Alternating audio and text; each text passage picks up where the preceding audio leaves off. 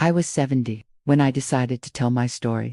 Not because I finally found peace, but because silence had grown too heavy to carry. For most of my life, I kept quiet, thinking no one would believe it. Even now, when I close my eyes, I still see him, the man who looked me in the eyes, promised me forever, and then disappeared like he never existed. We got married on a clear October morning, the kind of day that looks almost scripted. Blue sky, gentle breeze, sunlight warm enough to melt fear. I remember the smell of lilies, the rustle of my dress as I walked down that narrow church aisle. The priest's voice trembled as he spoke, and everyone smiled, the kind of smile that says, "This is the beginning of something beautiful." I truly thought it was. Louis stood waiting for me at the altar. His hands were clasped in front of him, his eyes full of something I wanted so badly to believe was love. He wasn't perfect, but he had a stillness about him, a quiet, grounded kind of confidence that made me feel safe. He used to say that life had been unkind to him, that he had wandered too long before finding me, and I believed that maybe I was his destination. We met in the most ordinary way, at the market near my house. I dropped a bag of apples, and he helped me pick them up, smiling softly as if fate had been waiting for that exact moment. He said something about how strange it is, the way lives collide. We ended up having coffee that day, then another. By the third, he knew how I liked it, not too sweet. With a touch of cinnamon, he listened. That's what drew me in. Not many men really listened. He remembered every small thing I said about my favorite book, my fear of storms, my dream of seeing the sea again before I died. He laughed quietly, never loud, as if afraid of breaking something fragile between us. And in time, he became my world. When he proposed, I didn't hesitate. It wasn't a grand gesture, no fireworks, number ring hidden in desert. He just took my hand one evening while we sat on my porch and said, "I don't want to spend another day wondering what my life would be like without you." My heart leaped. At 70, I thought my story was already written, but maybe, I told myself, maybe this is my second chapter. The wedding was simple, small church, white flowers, laughter that felt like sunlight. People whispered things like, "How beautiful," and "How brave," because not everyone believes in love at that age, but I did. I believed with everything left in me. That night, we drove 4 hours into the mountains. He said he'd found a quiet hotel where we could have peace, just you and me, away from everything. The road was winding, covered with pine shadows and mist. We didn't talk much, just held hands, letting the sound of the car fill the silence. When we arrived, the place looked like something out of an old film. Wooden walls, creaky floors, a window overlooking a valley. He smiled when I shivered and said, "Don't worry, my love. We're safe here," and I believed him. The first night was gentle. We talked until midnight, about the pasts we thought we'd left behind.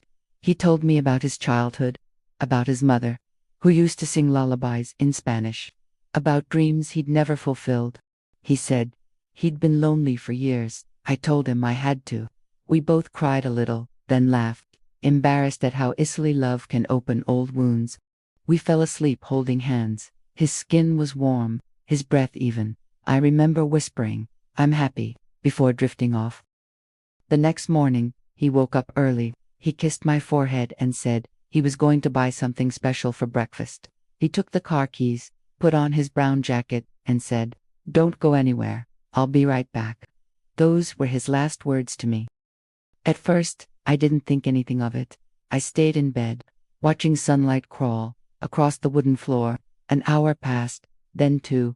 I dressed, combed my hair, opened the curtains. No sound, no car. The mountains were quiet, too quiet. I went down to the front desk, smiling awkwardly. "My husband went out early," I said. "Do you know when he'll be back?" The man behind the counter frowned. "Ma'am," he said slowly, "no one left this morning." I laughed nervously. "You must have missed him." He was driving a small gray car. He shook his head. "No gray car left the lot since last night." I felt something inside me freeze. I walked back to our room.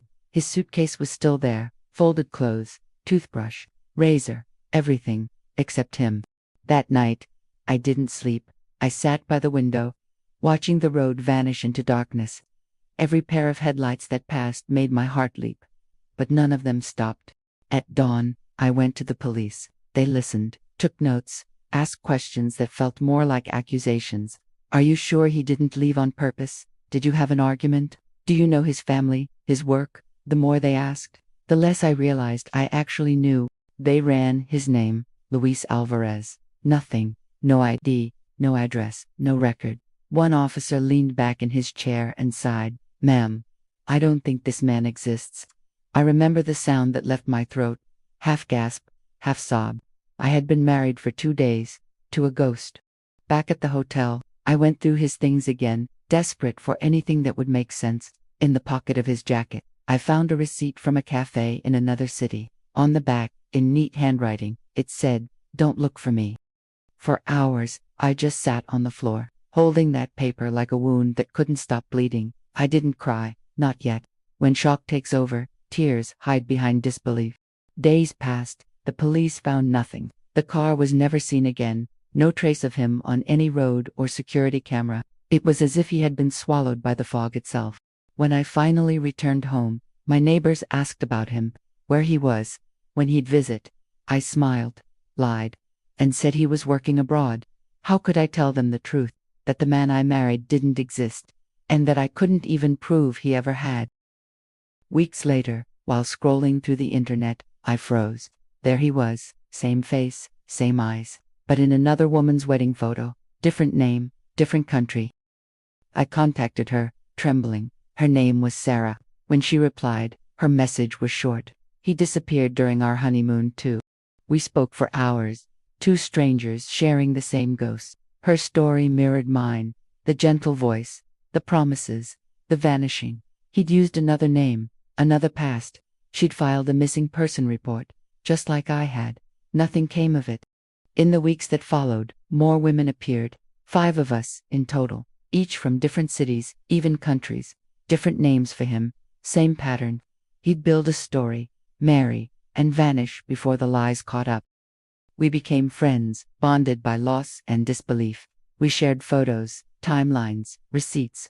All the puzzle pieces fit together, and the picture they formed was cruelly beautiful. A man who existed only in fragments, made of borrowed details and stolen hearts.